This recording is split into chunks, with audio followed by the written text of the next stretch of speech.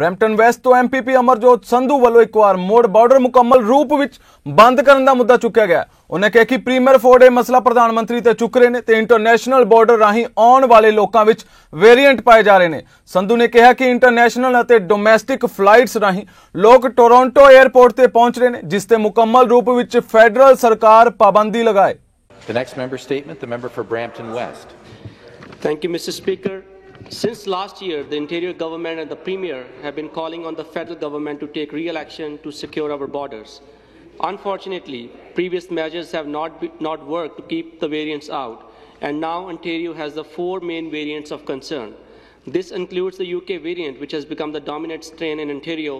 And Speaker, according to new modelling, variants will soon make up 90% of the daily cases. Weak border measures allowed these dangerous variants into Ontario.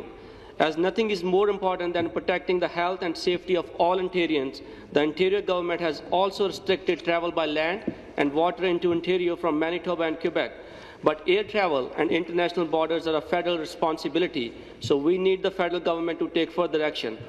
Speaker, we are asking for a ban on all non-essential travel, mandatory pre-departure PCR testing for everyone entering Ontario, and for the federal government to close the land border loophole.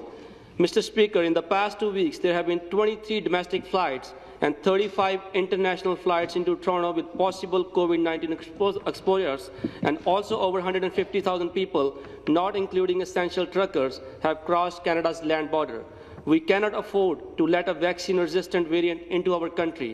More can and must be done to ensure the health and safety of all Ontarians and prevent the 4th wave from entering our borders. Thank you, Mr. Speaker.